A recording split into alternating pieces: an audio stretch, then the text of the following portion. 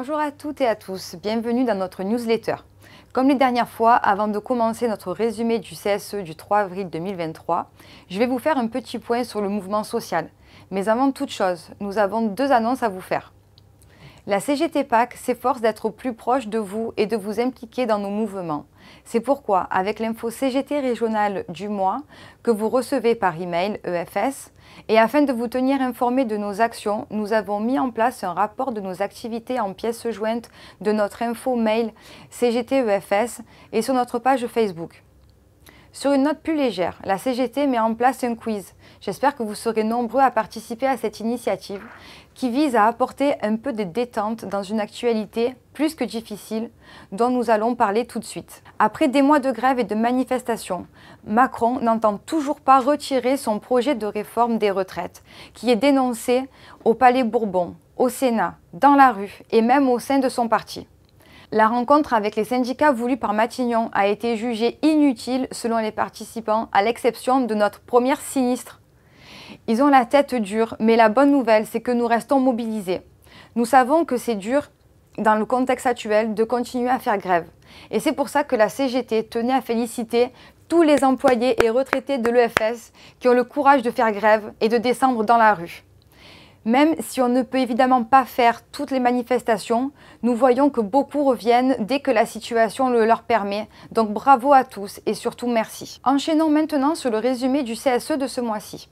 Tout d'abord, les élus ont été consultés sur la mise en place d'une astreinte temporaire en IHDL à Saint-Laurent-du-Var, afin de pallier au manque de personnel de nuit.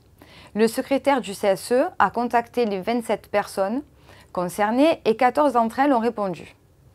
Anthony et Jean-Luc se sont rendus aussi sur place pour écouter le personnel. Après consultation, il est apparu que 7 techniciens étaient en faveur de l'astreinte, 4 contre et 3 mitigés. Il convient de noter que sur les 7 personnes favorables, 6 n'étaient d'accord qu'à condition que cela reste temporaire. N'ayant pas de consensus clair sur cette question, 6 élus du CSE se sont abstenus et 4 ont voté pour. Au final, les astreintes seront mises en place jusqu'au 30 septembre 2023. Après cela, une consultation a eu lieu sur le projet Innovante, que nous avons déjà traité dans une vidéo précédente. Pour rappel, il s'agit de la fusion des services de facturation de 3 régions, dont la nôtre, vers la Bretagne. Nous soulignons 2 points clés qui ne conviennent pas à la CGT. La suppression de 13,75 ETP au niveau national et bien sûr une perte d'activité sur notre région due à la fusion. Au final, 3 élus ont voté pour et 7 contre, dont les élus CGT. La réunion s'est enchaînée sur l'EPRD 2022 et les objectifs régionaux pour 2023 par activité.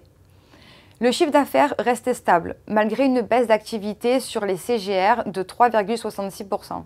Le budget pour 2023 augmente, mais de manière très modérée pour les prélèvements. La CGT n'est pas satisfaite de cette situation de stagnation, voire de régression. Puis, une information a été fournie en prévision d'une consultation au sujet de l'installation de caméras de surveillance sans fil avec un téléopérateur pour effectuer la levée de doute en cas d'alerte sur le futur site de départ de collecte de Saint-Laurent-du-Var. Le coût total pour la mise en place est de 7 739 €. La CGT approuve cette technique qui permet un gain de temps considérable et de sécurité accrue.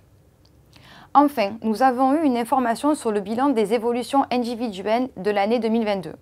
Nous tenons à rappeler que les évolutions individuelles incluent les évolutions professionnelles, les augmentations individuelles et les promotions individuelles. En 2022, sur un total de 603 personnes, 205 ont bénéficié de ces avancements. L'enveloppe régionale allouée était de 3 735 points.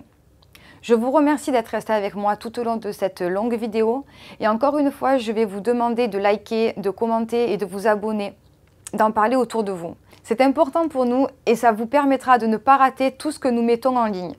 Cette newsletter est maintenant terminée, vous pouvez éteindre vos écrans et reprendre une activité normale. À ciao, bonsoir!